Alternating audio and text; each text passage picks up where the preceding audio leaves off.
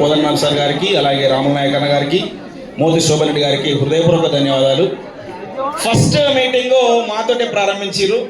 ఆ రోజు కూడా ఇట్లనే జోష్ బాగా ఉండే, చాలా మీడియా ఛానల్ కూడా చాలా ఉండే. కొద్దిగా సైలెంట్గా ఉంటే బాగుంటుంది ప్లీజ్. రావందనం విద్యార్థి అమరులారా వందనం, పాదాలకు వీరులారా వందనం, విద్యార్థి అమరులారా పాదాలకు మా త్యాగధనులారా మరచిపోము మేము, మరచిపోము మేము, మా త్యాగధనులారా మరచిపోము మేము. గుడి గడుతాం, గుండెల్లో గుడి గడుతాం, కోరు దండం పెడుతాం, వీరులారా వందనం, విద్యార్థి అమరులారా వందనం, పాదాలకు అమరులారా వందనం, పాదవందనం, జోహార్ విద్యార్థి అమర వీరులకు. ఈ పాట పాడని కళాకారుడు లేడు అంటే అతిశయోక్తం కాదు. అందరూ పాడాలి కదా. ఈ పాట రాసే అదృష్టం దక్కినందుకు నాకు, మొట్టమొదటిసారిగా పాడే అదృష్టం దక్కినందుకు మా అంజన్నకు, నిజంగా ఈ గడ్డ మీద పుట్టినందుకు, ఉస్మానియా యూనివర్సిటీ బిడ్డగా చదివినందుకు గర్వపడతా ఉన్నాం. తెలంగాణ ఉద్యమ సమయంలో మేము పిహెచ్డి చేస్తున్నాం. అప్పుడు మీరు పిహెచ్డి చేస్తున్నాం. అప్పుడు ఆ టైంలో అంటే మాకు రెండు పాత్రలు ఉన్నాయి ఇక్కడ. విద్యార్థి ఉద్యమకారుడిగా ఒక పాత్ర, కవి కళాకారుడిగా మరొక పాత్ర. ఈ రెండు పాత్రలు పోషించే అదృష్టం దక్కినందుకు కూడా గర్వపడతా ఉన్నాం. కళామాతలకి హృదయపూర్వక వందనాలు తెలియజేస్తాం. మిత్రులారా, అందరికి ఉద్యోగాలు కావాలి. ఏదో ఒక ఆశ అందరికీ ఉంటుంది. వస్తేలే జరాలరా వస్తుంది. అయితే ప్రభుత్వంలో మన అందరినీ గుర్తించడానికి గత ప్రభుత్వంలో 550 మంది కన్నా 550 మంది గత ప్రభుత్వంలో ఉద్యోగాలు ఇచ్చారు. దాంట్లో కూడా అప్పుడు ఉన్నటువంటి చైర్మన్ అవకతవకలు చేసిండు అని చెప్పేసి కోర్టులో కేసులు పడ్డాయి. తర్వాత మళ్ళీ కొంతమందికి మళ్ళీ ఇంటర్వ్యూ పెట్టి నియామకాలు చేసింది. సరే, నేను తప్ప అంటలే, జరిగే ప్రక్రియ జరిగినాయి. పాపం మా వెంకటేశ్వర బాగా కొట్టలేండి అప్పుడు ఆ టైంలో. అయితే నేనేమంటున్నానంటే, గత ప్రభుత్వంలో ఇవి జరిగినాయి, ఇంకా నిజమైన కళాకారులను గుర్తించలేదు అని చెప్పేసి బాధపడుతున్న వాళ్ళందరూ కూడా ఈ ప్రభుత్వం రావడానికి కాలికి గజ్జ కట్టుకొని పాట పాడినరు. ఇలా ప్రభుత్వం, కాంగ్రెస్ ప్రభుత్వం ఏర్పడ్డదంటే ఆ కౌలు కళాకారుల పాత్ర కూడా ఎంతో ఉన్నదని చెప్పేసి నేను గుర్తు చేస్తాను. అయ్యో, ఈ ప్రభుత్వం మారితేనన్నా మాకు ఉద్యోగాలు వస్తాయనుకొని పాట పాడారు. కాబట్టి ఈ ప్రభుత్వంలో ఉన్నటువంటి పెద్దలు, ఈ కమిటీ కూడా దాన్ని దృష్టిలో పెట్టుకొని, అంటే వాళ్ళు కేవలం కాంగ్రెస్ కోసం పాటలు పాడితే ఉద్యోగాలు ఇవ్వాలా అని కాదు. ఉద్యమంలో పనిచేసిన కౌలు కళాకారులు, ఈ నిజమైన ఉద్యమంలో పనిచేసినటువంటి కౌలు కళాకారులను గత ప్రభుత్వంలో ఉన్నటువంటి ఒక చైర్మన్ గారు వివక్షతోటి అక్కడ ఉన్న అప్పటి ముఖ్యమంత్రికి వ్యతిరేకంగా ఉన్నారని చెప్పేసి ఆ వివక్షతోటి చాలా మందికి ఉద్యోగాలు ఇవ్వలేదు. ఒక ఉదాహరణ, ముంబైలో నాగరాజు అని చెప్పేసి ఒక కళాకారుడు ఉంటాడు.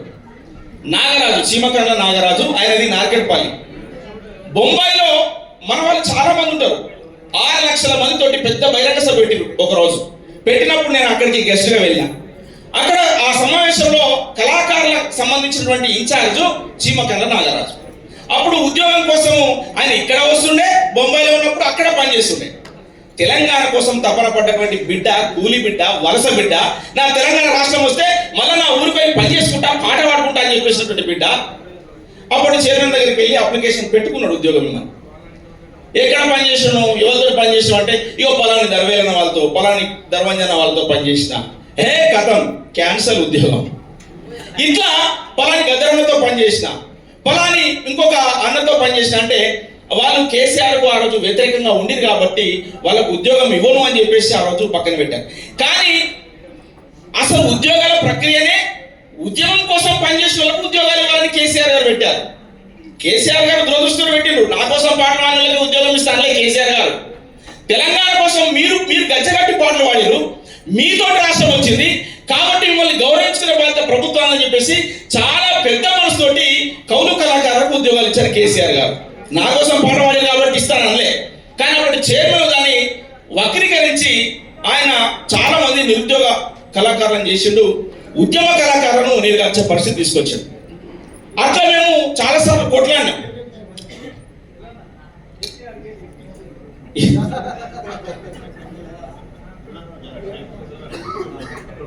కాబట్టి అప్పుడు ఉన్నటువంటి సారథి చైర్మన్కు వ్యతిరేకంగా చాలా మంది కొట్లాడినారు.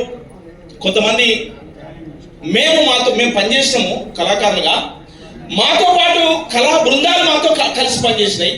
దర్వేలను ఒక్కడు కాదు, నాతో పాటు ఒక 50-60 మంది పనిచేసి తెలంగాణ ఉద్యమంలో కౌలు కళకు. మా రమేష్ ఇక్కడే ఉన్నాడు, మా కృష్ణ ఇక్కడే ఉన్నాడు. అంటే సిద్దిపేట డిగ్రీ కాలేజ్ నుంచి ఉస్మాన్స్కి వచ్చినటువంటి బిడ్డలు వాళ్ళు. తర్వాత చాలా మంది ఆడారు మాకు. అట్లా సారథి చైర్మన్ చేసినటువంటి ఒక వివక్ష ఏదైతే ఉందో దాన్ని తట్టుకోలేక మాకు మాత్రమే ఉద్యోగం ఇస్తా, మిగతా అంటే మాకు వద్దు అనుకొని వచ్చిన వాళ్ళు నేర్నాల కిషోర్ గారు, వాళ్ళ భార్య, వాళ్ళ సతీమణిని హృదయపూర్వకంగా వాళ్ళకు ధన్యవాదాలు తెలియజేస్తా ఉన్నాం. అంటే మాకు మాత్రమే ఇచ్చి మాతో పనిచేసిన వాళ్ళకి ఉద్యోగాలు ఇవ్వాలని చెప్పేసి. అట్లనే అంతర్పణ నాగరాజు గారు ధూమ్ధాం పేరు మీద 60 మందితో ఒక టీమ్గా కార్యక్రమాలు చేస్తూ ఉంటాయి. మనం చూసినాం. అసలు వేదిక మీద పీర్లు ఎక్కువ, ఎంత ఆశ్చర్యం. అప్పుడు తెలంగాణలో సమాజాన్ని మొత్తం ఐక్యం చేయడం కోసము బతుకమ్మల వేదిక ఎక్కించి సాకిలో బండల వేదిక మీద చూపిస్తూ ఇలా వృత్తులను మొత్తం కళా వృత్తులన్నీ కూడా ఆ వేదిక మీద చూపించినటువంటి వ్యక్తి అంతర్పణ నాగరాజు గారు. ఆయన కూడా ఉద్యోగం రాలే గత ప్రభుత్వంలో. మీరు చూడండి ఎంత ఆశ్చర్యమో. అట్లా ఇంత వివక్ష గురయ్యారు కాబట్టి ఈ ప్రభుత్వము, మేము పెద్దలందరితో మాట్లాడుతూ ఉన్నాం, ఖచ్చితంగా ఉద్యమంలో పనిచేసిన వాళ్ళకు ఉద్యోగాలు రావాలి. అయితే గత ఉద్యమంలో పనిచేసిన వాళ్ళు కూడా కొంతమందికి పాట బ్రహ్మాండంగా వాడగలరు, మంచి నాట్యం చేయగలరు, కానీ పైరవి చేసుకుని రాదనుకో, వాళ్ళు ఎక్కడ పేపర్లో ఎక్కడ కనబడరు. నేనే పాడుతున్ననుకో, నేనే కనబడతా, నా ఎంతో కోరసులు ఎవరు కనబడరు పాపం. మరి వాళ్ళ పరిస్థితి ఎట్లా?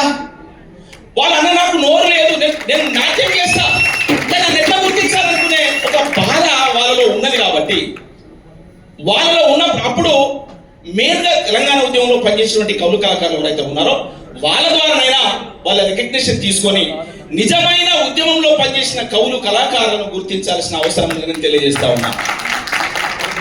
అట్లనే ఇంతకుముందు జయసేన వాళ్ళ కూతురు పాట పాడింది.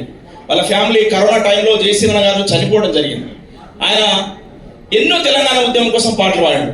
ఆయన ఇలా స్వయంగా లేడు, ఉద్యోగం ఇద్దామని ఆయన లేడు. కానీ మన బాధ్యత, ఇలా ప్రభుత్వం బాధ్యత ఉన్నది కదా, వాళ్ళ కుటుంబాన్ని ఆదుకోవాల్సినటువంటి అవసరం ఉన్నది. మనం కళాకారులుగా మనం వాళ్ళ కుటుంబానికి అండగా నిలబడదామని చెప్పేసి తెలియజేస్తాం. అట్లనే ఇప్పుడు సారథిలో ఉద్యోగాల విషయం అంటే సార్, చాలా మంది ఉద్యోగాలకు రాజీనామాలు చేశారు, చాలా మంది చనిపోయారు. ఇప్పటికీ కొన్ని ఉద్యోగాలు అక్కడ ఖాళీగా ఉన్నాయి.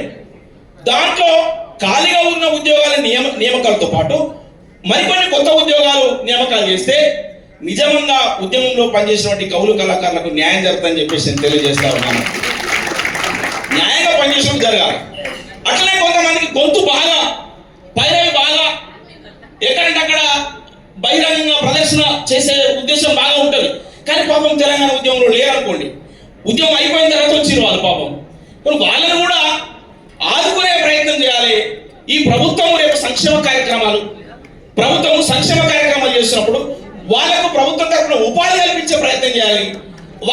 వాళ్ళే గట్టిగా అరుస్తారు కాబట్టి అయ్యో వీళ్ళకు ఉద్యోగం ఇవ్వాలన్నా వాళ్ళకు ఉద్యోగం ఇవ్వాలంటే కన్ఫ్యూజ్ ఏం అవసరం లేదు.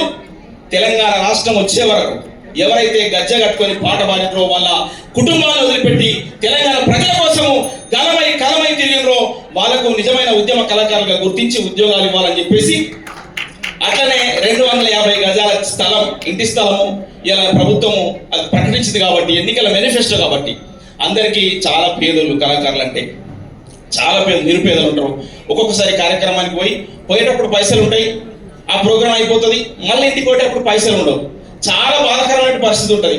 పిలిచిన నాయకుడు మళ్ళీ పైసలు ఇవ్వకపోతే ఘోరమైన సిచ్యువేషన్ ఉంటాయి.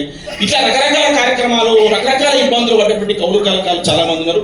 కాబట్టి వాళ్లకు జాగతో పాటు ఒక సొంత ఇల్లు కట్టిస్తే, 2 గదుల ఇల్లు 3 గదుల ఇల్లు కట్టిస్తే శాశ్వతంగా ఈ ప్రభుత్వాన్ని గుండెలో పెట్టుకుంటారు కళాకారులు అని చెప్పేసి, కౌలు కళాకారులు అని చెప్పేసి తెలియజేస్తా ఉన్నాం. 650 గజాల జాగలో ఒక నిర్మాణం అయ్యే ఇల్లు ప్రభుత్వం కట్టిస్తే బాగుంటుందని చెప్పేసి తెలియజేస్తూ, ఇక ఈ ప్రభుత్వము గత ప్రభుత్వమే ఒకటి నిరూపించింది, కౌలు కళాకారులు అంటే ఏం ఆశామాషి కాదు, చట్ట సభలలో కూడా మీరు ఉండాలని చెప్పేసి ఒక కళాకారుణ్ణి ఇలా అసెంబ్లీలో కూర్చోబెట్టినటువంటి పరిస్థితి గత ప్రభుత్వంలో చూసినాం.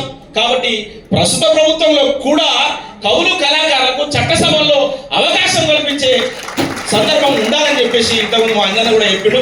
కాబట్టి నేను హృదయపూర్వకంగా మీకు తెలియజేస్తాను. అట్లనే ప్రధానంగా అందరికీ అన్ని ఇవ్వడం సాధ్యం కాకపోవచ్చు, కానీ ఇప్పుడు కార్పొరేషన్ చైర్మన్ కానీ కమిషన్ సభ్యులు గాను చైర్మన్ గాను కొన్ని ఉన్నాయి. నేను గత ప్రభుత్వాన్ని బాగా తిట్టేది, నోరు తెస్తే గత ప్రభుత్వాన్ని విమర్శించుకుంటూ ఉండేది. కానీ తీరా లిస్టు తీసి చూస్తే మా ఉస్మానియా యూనివర్సిటీ నుంచి అత్యధిక సంఖ్యలో కార్పొరేషన్ సభ్యులు, కమిషన్ సభ్యులు, చైర్మన్లు, ఎమ్మెల్యేలు, ఎంపీలు, హైదరాబాద్ కు మేయర్ గత ప్రభుత్వంలో చేసినటువంటి పరిస్థితి కనబడ్డది. అయితే వాళ్ళు ఎవరో అన్నారు, అన్న మీరు బాగా మాట్లాడతారు కానీ ఇంత మందికి ఇచ్చింది మా ప్రభుత్వం అని చెప్పారు. అంతమందికి ఇచ్చింది కానీ మరి ఇంత మంది కవులు కళాకారులను ఇలా రోడ్డు పాలు చేసింది కదా అని మేము కూడా చెప్పడానికి ఒక ఆన్సర్ ఉండే. కానీ వాళ్ళు చెప్పిన దాంట్లో ఒక అర్థం ఉన్నది. చాలా మంది ఉద్యమంలో పాల్గొని ఇలా రాజకీయంగా ఒక అవకాశం కల్పించాలనుకున్నటువంటి సందర్భంలో ఇలా రాజకీయంగా 2-3 సార్లు ఎమ్మెల్యేలకు, ఎంపీలకు మేము కూడా ప్రయత్నాలు చేసాం. దగ్గర బ్రేకింగ్ న్యూస్ వస్తుండే. రేపు 2-3 రోజులు అయితే లాస్ట్ అనేది మా పేరు మొత్తం బ్రేకింగ్ న్యూస్ కనబడుతుంది. త్వరలో దర్వెల్ టికెట్ లేదా ఇంకో అంజన టికెట్ అని కూడా వస్తుండే. తీరా చూసే వరకు క్యాన్సిల్ అవుతుండే. అది ఎట్లా క్యాన్సిల్ అవుతుందో అర్థం కాకపోతుండే. దీని వెనుక మతలబ్ ఏందో అర్థం చేసుకున్న వరకు మాకు మళ్ళీ ఈ కమిటీ ఇట్లాంటి పరిస్థితి వచ్చింది. దాని వెనుక మతలబ్ ఏంటంటే పైసలు. అరే బాలకృష్ణ గారు పైసలు ఉండేనా? ఉద్యమకారుల ప్రేమ ఉండాలి. ప్రేమ ఉంటే ఖచ్చితంగా వాళ్ళు ప్రజల ప్రేమతో ఓట్లేసి గెలిపించుకున్నారు. పైసలు వంచలే బాలకృష్ణ గారు, పైసలు వంచలే, కానీ ప్రేమతో ప్రజలు గెలిపించుకున్నారు. బరాబరి చెప్తా ఉన్నా. దీంట్లోకెళ్ళే ఈ ప్రభుత్వంలో ఎవరినైనా ఇవో మేము నియమిస్తున్నాం ఇక్కడ నుంచి దీంట్లో నుంచి ఎవరైనా ఎమ్మెల్యే గారని చెప్పేసి ఒక టికెట్ ఇదే కళాకారులు గర్జగా ఈ పాట పాడి ప్రజలకు వెళ్ళి అందరికంటే భారీ గెలిపించుకునే సత్తా ఈ కళాకారులకు ఉన్నది, ఉన్నదా లేదా? కాబట్టి అట్లాంటి అవకాశాలు కూడా కల్పించి రేపు రాబోయే 30-వ 40-వ ఇంకా నియమిస్తున్నారని చెప్పేసి తెలుస్తా ఉన్నది. కాబట్టి ఉస్మానియా యూనివర్సిటీ నుంచి విద్యార్థులు కానీ ఈ కౌలు కళాకారుల నుంచి ఉద్యమంలో పనిచేసిన కౌలు కళాకారుల నుంచి కీలకంగా పనిచేసినటువంటి నాయకులకు కానీ ఏదైనా కమిషన్ సభ్యులు గానో కార్పొరేషన్ చైర్మన్ గానో మా కిషోర్ అన్న కానీ మా ఏపూరు సోమన్న కానీ చాలా మంది ఉన్నారు. ఇట్లాంటి వాళ్ళందరూ కూడా నియామకాలు చేస్తే బాగుంటుంది. అంటే ప్రభుత్వం వైపే ఉన్నారు వాళ్ళు, ప్రభుత్వానికి వ్యతిరేకంగా ఏం లేరు, వేరే పార్టీ లేరు, ప్రతిపక్షాలు లేరు. ఈ ప్రభుత్వం వైపే ఉన్న వాళ్ళకు అలాంటి నామినేట్ పోస్టులో ఏమైనా నియామకాలు చేస్తే బాగుంటుంది, ప్రభుత్వాన్ని గుండెలో పెట్టుకుంటారని చెప్పేసి తెలియజేస్తూ ఇది ఒక సదావకాశం మనందరికీ కూడా. మిత్రులారా, నిజంగా కవులు కళాకారులు పనిచేసేందుకు న్యాయం జరగాలి, జరుగుతుంది. ఎందుకు ఆ నమ్మకం ఉందంటే ముఖ్యమంత్రి గారు ఇలా నమ్మకంతో ఒక కమిటీ వేసిండు. ఆ కమిటీలో ఉద్యమంలో పనిచేసినటువంటి ఇలా మన సార్ కోదండరామ్ సార్ గారు దీనికి ప్రధానంగా కేకే కమిటీ అని పేరు ఉన్నా కూడా దాని మొత్తం బరువు బాధ్యతలు అన్ని కూడా మన సారే మోస్తున్నాడు. గట్టి ఒకసారి సభ కొట్టాలి సార్ కోసం. అట్లా మోదీ శోభరెడ్డి గారు అలాగే రామలన్న గారు వీళ్ళందరూ కూడా ఎందుకు పొద్దున్న నుంచి సాయంత్రం దాకా మన అన్ని కూడా ఓపిక కొద్ది వింటా ఉన్నారు. కాబట్టి అన్ని రికార్డ్ చేసుకుంటున్నారు. మనము కావాల్సిన ఎన్ని చెప్పినా కూడా అది అబద్ధమో నిజమో వాళ్ళు అన్ని మొత్తం వాళ్ళని స్కాన్ చేస్తారు మళ్ళీ అన్ని. కాబట్టి మనం అబద్ధం చెప్పినా తప్పించుకోలేము, నిజాన్ని దాచుకొని పోయినా కూడా తప్పించుకోలేము. అన్ని వాళ్ళ దగ్గర రికార్డులు ఉంటాయి. కాకపోతే మనము చెప్పాల్సినటువంటి బాధ్యత మనకు ఉన్నది. కాబట్టి ఇంకా ఎవరైనా ఇక్కడికి రాని వాళ్ళు కూడా ఉండొచ్చు, ఈ కమిటీ ఇలా ఉందని తెలియని వాళ్ళు ఉండొచ్చు. నిజంగా ఉద్యమ కళాకారులు చాలా మంది పనిచేసిన కళాకారులు ఎవరైనా ఉంటే వాళ్ళని కూడా గుర్తించాల్సిన అవసరం ఉందని తెలియజేస్తూ ఈ ప్రభుత్వం యొక్క ఒక గొప్ప మనసుకు హృదయపూర్వక ధన్యవాదాలు తెలియజేస్తూ సెలవు తీసుకుంటున్నాను. జోహార్ విద్యార్థి వీరులకు. Thank you.